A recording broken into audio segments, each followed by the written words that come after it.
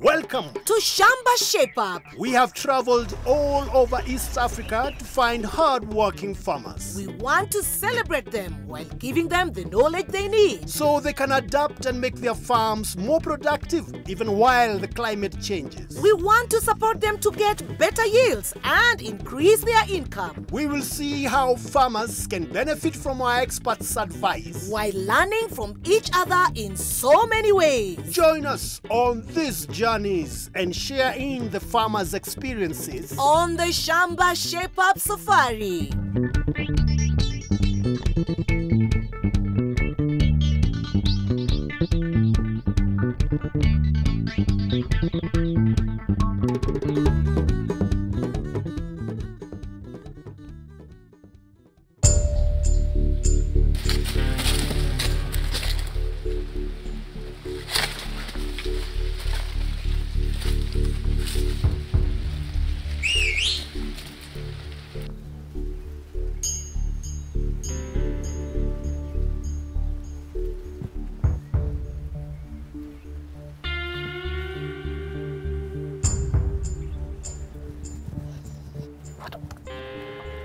What are you saying?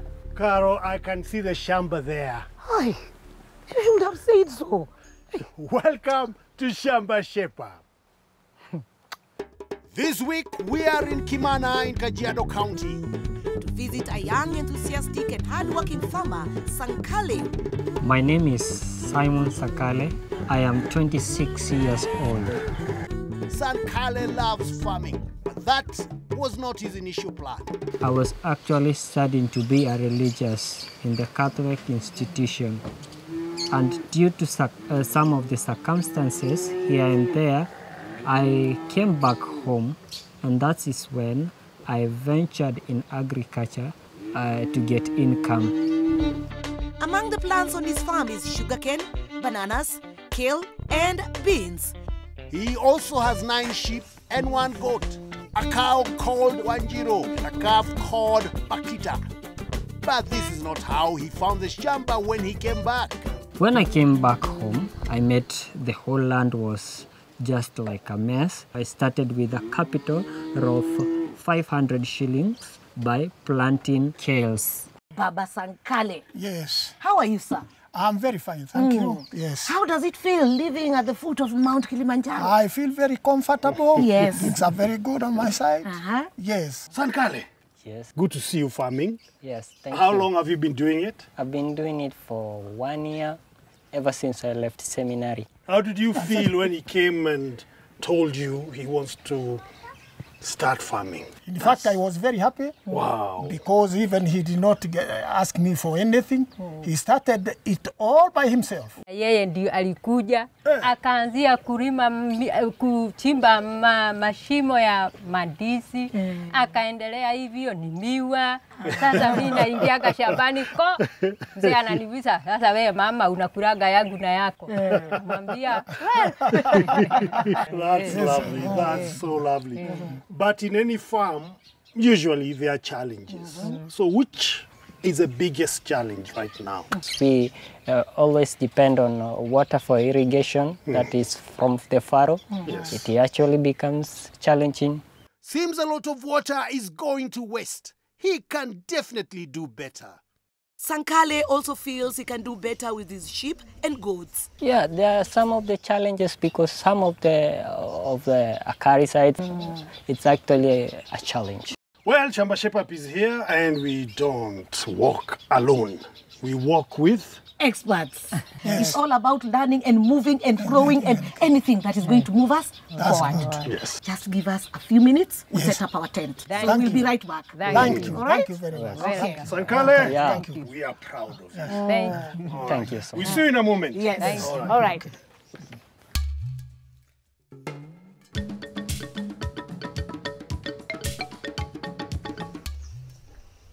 Kajiado is known for its sheep and goat farming. But with the shrinking grazing lands, how can a farmer still keep these very important animals and still make a profit?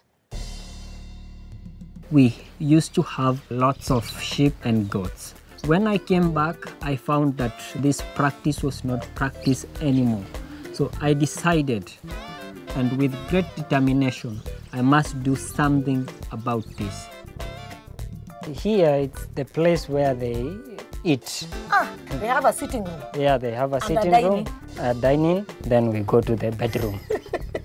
So when it reaches at 12, they have to come and drink some water and take their rest here. And the cows are also here. They are also here. What went through your mind for you to now start keeping the goats and sheep? Tradition. Tradition. For us, we value much about this livestock. It's also about income. These animals are obviously very important to our farmer, and we need to ensure he knows how to take care of them. So, we have called in Michael Maundu from CKL Africa to help shape him up. Sankale, Yeah. I've inspected your farm. You've taken good care of your sheep, but there are a few things I have noted. We are not supposed to mix the goats and sheep and cows. The reason being, number one, the sheep or the goats can be eaten by the cows. Number two, the goats are very exciteful animals. They like jumping to the food, as you can see, and then they contaminate the food, then the food becomes a waste. We recommend that you can separate the animals. You've also done it quite well in terms of the deworming and the external parasites. Probably you can tell us your secret on how you are doing it. Concerning deworming, I ensure after 3 months they are dewormed. Yes. And after 1 week, they are all sprayed to eradicate ticks. That's my secret. You said you do it after 3 months. That is right, but I'm not very sure whether you look at the weight of the animal. You must make sure that you look at the labels of the dewormers to make sure the recommended amount is what you give. I have a question. Yes. Concerning deworming of this sheep that is pregnant, Yes. it's expecting. Yes. How do we do it? So what you need to do is to look at the dewormer, which is safe with the pregnancy. Yes, because some of them can make the animal abort. Yes. We have Nielsen, which is very safe when the animals are pregnant. When deworming your animals, ensure you use dewormers that will not harm your animals. Read the label properly to give the right dosage. CKL Africa has Nielsen, which is safe to use even for a pregnant sheep. To avoid the animal getting resistant, change this with Nefluk after 6 months to deal with internal parasites. What does the expert recommend when dealing with external parasites? I would recommend that after some 6 months, then you need to change the molecule so that the ticks don't get what we call resistant. As CKL, we have 2 types of acaricides. There is grenade and there is Stratix. Those are acaricides with different active molecule so that you change from one to the other. This will make the ticks be eradicated without getting resistant. The active ingredient is what works to kill the pests. This is shown on the label of the bottle. By changing from one to another, the pests cannot develop resistance. This works for both internal and external parasites. A quick one, Sankale.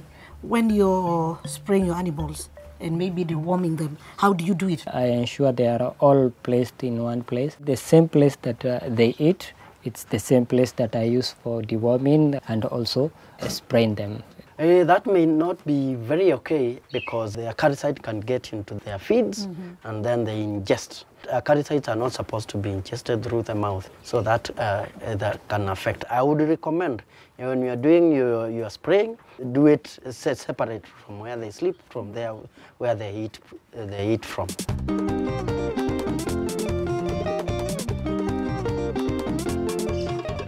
In order to keep the sheep and goats healthy, we need to shape up the shed and create an open area for them so that they are not sharing with the cows. We also need to open up some of the walls to get airflow. We need to build a crush for spraying and a salt trough. It was difficult for me to get that one sheep, but I started working in the building construction with my body size. In a bracket of like 6 months, I was able to buy my first sheep. While Kamau and his team make over the goat's pen, let's help Sankale with another challenge: water. So Sankale, Yes. this is your water. Yes, this is my water. It's quite big, 10,000 liters. Ah, Yeah. wow. Where is the main source? The main source is majorly from this shallow well. How do you get it out of the shallow well? I majorly use electricity to pump water from the well to the tank. The pump, it's here. I just switch it on. Then I irrigate my farm. Is it expensive In a day, I spend almost 1,000 shillings to pump the water? to pump the water.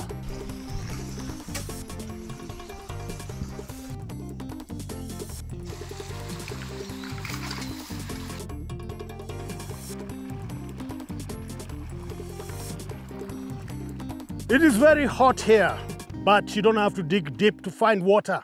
Thanks to Kilimanjaro. Water is precious, and we need to find a clever solution to be able to conserve it.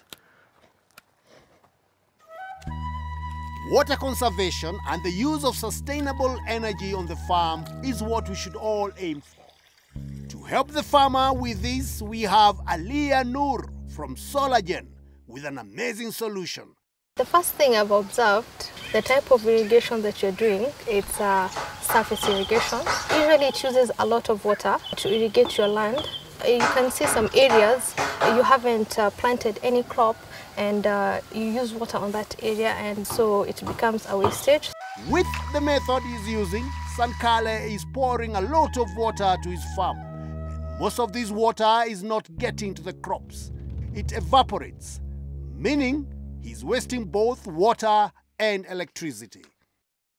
Our expert Aliyah has a solution for this, and her team is already busy at work. One of the things that we are doing right now is drip irrigation now, and you're going to use water where the plant is going to grow.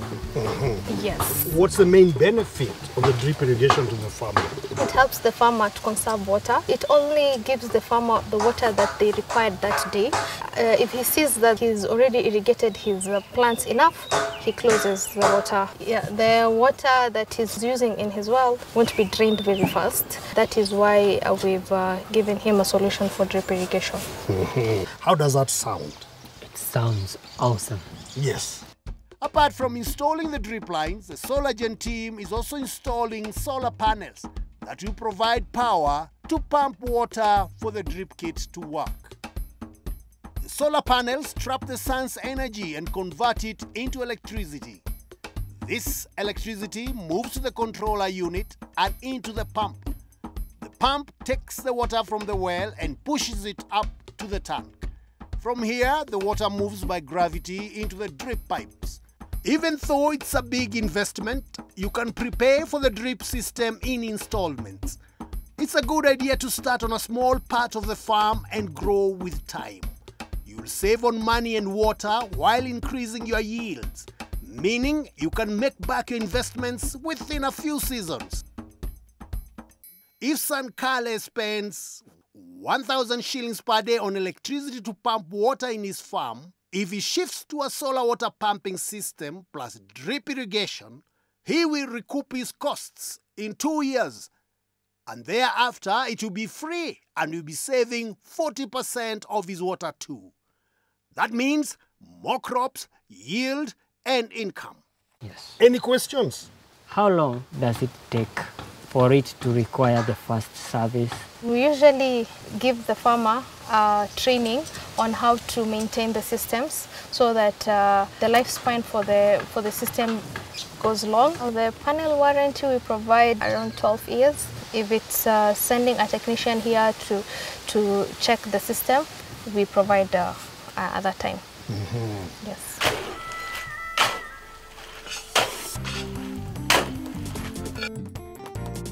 There's still a lot of work going on. As the solar structure is being assembled, the piping continues. The drip pipes will go a long way in ensuring Sankale can grow food all year.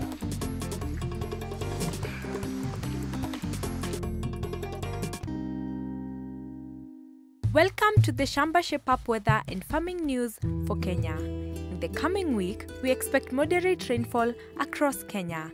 The North, Upper and Lower Eastern counties will see low rainfall of less than 15 millimeters across the week. This covers Marsabit, Isiolo, Mandera, Wajir, Garissa, Tharaka, Kitui, Makueni and Kajiado. Parts of Meru and Garissa will get moderate rainfall reaching 50 millimeters across the week. The coastal counties will get high amounts of rainfall reaching 75 millimeters in the week. This includes Lamu, Kilifi, Mombasa and Kwale. Tana River and Taita Taveta will see moderate rain of up to 50 millimeters. Central Kenya will get varying amounts of rainfall across the week. Laikipia and Nyandarua will have high rainfall reaching 75 millimeters. Nyeri, Kirinyaga, Murang'a and Embu will get moderate rain of up to 50 millimeters, while Nairobi and Kiambu will have low rainfall reaching 15 millimeters. The North, Central and South Rift Valley will get very high amounts of rainfall of up to 135 millimeters across the week. This includes West Pokot, Uasin Gishu, Marakwet, Nandi down to Nakuru. Sections of Turkana, Samburu and Narok will have moderate rain reaching 50 millimeters. The Western and Nyanza regions expect varying amounts of rainfall in the week. Busia, Vihiga, Siaya, Nyamira and Kisii will get up to 75 millimeters of rain. Bungoma and Kakamega will receive rains reaching 135 millimeters, while Kisumu, Homa Bay and Migori will get up to 50 millimeters of rainfall. Farmer, repair all broken openings in your chicken house and cow shed to keep them in good condition this cold season. This will prevent them from developing cold-related diseases such as pneumonia, which is common in calves, and chronic respiratory diseases in poultry. For a detailed weather forecast for your area and more tips, get in touch with Shamba. Call 0711 082 606. See you next week on the Shamba Shape Up Farming News for Kenya. Coming up after the break, we introduce a farmer to chili farming and learn about safe milk.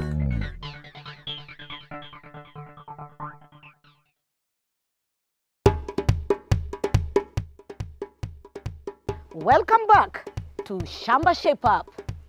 We are in Kajiado County in the farm of 26-year-old Sankale, a passionate farmer. We are currently setting up an improved goat pen to keep his flock healthy and at the same time installing a drip irrigation system to save his water and reduce his electricity bill. In this part, we learn about a cash crop that does well in this area. But first, how do we ensure that we are making safe milk? The milk production initially it was very good, but there is a time that I did not have enough income. So what I used to give, I had to shift it in another place. Shifting this one caused a great harm to my cow. Ciru now started giving me like 4 liters of milk. Simon thinks his milk production went down because of poor feeding. But there are other factors that can reduce milk production, such as the cow's health and well-being. These can also affect the safety of the milk your cow produces. Making safe milk starts from the farm, and we are lucky to have Lavenda Simiyu from Safe Milk Kenya to teach us more about it. So safe milk is very important because at the end of it, we are the ones who are consuming the milk, me and you. Yes. And how do we get the safe milk? It all begins from the farm. So there are several things that can cause the milk to be safe and also can cause the milk to be unsafe. Though there are several things, today we are going to focus on antibiotics. So antibiotics are medications that we use to fight against infection. Various factors cause us to use antibiotics in our cows. These are injury, pest and diseases, and sickness due to low immunity. The things that cause the cow's immune system not to be strong enough mainly starts with her nutrition. Yeah, how do you feed her? From the time she's a calf to the time she's become big. So you need to feed her a very balanced diet. A balanced diet consists of carbohydrates, vitamins, water, proteins, and minerals. So what she's feeding now is mainly fiber. So in case of any risk of infection, she's likely to be affected. Then the other thing is the cow comfort. And how does this happen? So if where she's sleeping is a bit muddy and wet, that exposes her to dirty environment. After you have milked her, and the teats are open because the milk was coming out, and then she immediately goes to sleep, bacteria from the dirty environment will get into the teat canal, and then it will cause mastitis. It will force us to start using antibiotics because we want to treat mastitis. Yeah, I also noticed some nails, and those are like hazards because they're likely to cause some injuries, and that's when we'll start having issues like foot rot, and we'll start having wounds. So if the cow has a foot rot or wound, again, that forces us to use antibiotics for treatment. So our animals, our cows get sick, we give them antibiotics, they get well. What is so wrong about using antibiotics? I just can't get it. Too much use of antibiotics can cause resistance also to the animal. Yeah, and it doesn't just affect the animal, but it also affects us as human beings. And how does it do that? It's through the milk that comes from the cow. So if we consume that milk, we are also consuming antibiotics. And so that milk will be termed unsafe. So after you treat the cow with antibiotics, there is a prescription on how long you should not use the milk. That's what we call withdrawal period. So at times it goes from 72 hours to 36 hours. After milking, you don't use that milk for your consumption or the cow's consumption. Then after 3 days, it can be used. If you have a big herd, milk the treated cows last and keep the milk separate. Mark those cows by tying a ribbon on the leg. Remember, when delivering milk to your cooperative, they will test it for antibiotics and other chemicals through a strip test. If it fails, your milk will be rejected. What can we do with this milk? Farmers always want to give the calves that milk, but also it has an impact on the calf. When she grows up, her body will become resistant to other medications that you give her. Also, it's not right for us to consume. It is unsafe for us to consume. And also, too much use of antibiotics lowers the immune system of the cow. And we have to make this clear because we want to protect the people who are going to consume the milk, or even the calf which is going to consume the milk, or dogs. So, Sankale will need to feed his cows on a balanced diet so that they are able to fight infections. He also needs to keep the cow shed clean, dry, and free from things like nails and metals that could injure the animals. When vaccinating your animals, always follow the recommended doses. With this information, Kamau and his team get to work on the new cow shed. In the meantime, the crush is done and the goats are getting sprayed. This crush will also be used when spraying the cows. A job well done. Being here, you can actually feel the heat, but that doesn't mean that you can't grow any crop here. Actually, there is one cash crop that can take the heat and bring in some heat. I was once told by an old woman who came here to buy some kales, oh, your kales are not actually good. Chilies can be able to control some pests because chilies by themselves, they are actually bitter. So I started saying, how can I do this farming of chilies? To teach us all about chili, we have Anita Jepto from Maize Foods, experts on the crop. Maize Foods contract farmers and buys chilies from them. How does Maize Foods work with farmers? We have a USDD code that you use to register. It will trigger you to answer some questions. Once you sign contract with us, we will provide you with the seeds and all technical assistance that you will require. And we normally recommend our farmers to work as a group because when you do the production at the same time, it will enable you to bulk the output now, so that when we plan for collection, you can negotiate even the selling price. Once you organize a group, get in touch with Maize Foods. If you are in the areas in which they work, they will get in touch and they will come and inspect and decide whether you qualify for a contract. They can then also provide certified seeds, training and extension services throughout the season. For more information on how to work with Maize Foods, call Shamba on 0711 082606. So, where does a farmer start from when it comes to planting chilies? For Sankale, we recommend long cayenne. Long cayenne is resistant to drought. Long cayenne also does well in this place in terms of the yields. You can make at least 2250 kgs in 1 acre, and the oil production will only take up to 7 months. So Anita, how does it solve the problem of water with our farmer? Can it work with drip irrigation? Very well. Fabulous. Pertaining my first harvest, the duration, how long will it take? When we plant from the seeds, it will first take around 21 days. Then you transplant. After transplanting, it will take around 3 months. So after 3 months, you will start harvesting. So you will harvest from the 4th month to the 7th month. First of all, Simon, we will start from the nursery preparation. A nursery? Yes. To start the nursery, mark out the size. A 1 meter by 5 meter bed is enough for growing seedlings to cover an acre. For Sankale, we are making a smaller bed as he has only a quarter of an acre. Start by digging and softening the soil.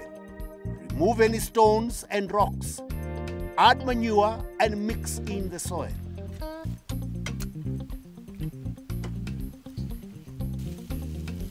Place grass on the top and burn it. This sterilizes the topsoil and releases potassium and calcium into the soil. Mix the ash into the soil.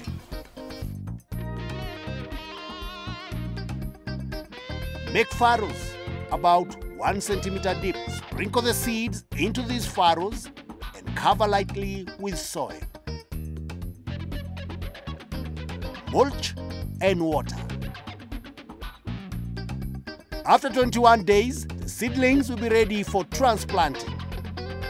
Our farmer will be required to water the nursery on a daily basis, twice a day, morning and in the evening. You will be required to transplant the seedlings after 21 days. 21 days, our seedling will be about 5 centimeters tall, and it will be having 4 to 6 true leaves. So now, Simon, the job now is entirely up to you. I always believe that a greater future is built by a person who is always determined. I always pay attention in the little things that I do, and most of all, I do them with love and with determination. The sheep and goat pen is done. They have their own open space with a feeder and a crash. We have added a water trough and a salt trough. They are really enjoying it. The cow shed is clean and the solar system is working. And the drips are already at work.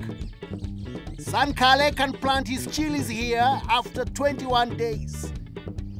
An amazing shepherd. I had a very little knowledge, but Shamba Shape-Up has made me has brightened me and has given me some enlightenment through various experts. I have learned something that is new and awesome. Take extra good care of Ciru for me, because I know she's going to be producing more and most milk. And Sure. I know it's going to be safe. Right, thank you. Our work here is done. And we'll see you next time on Shamba Shepherd.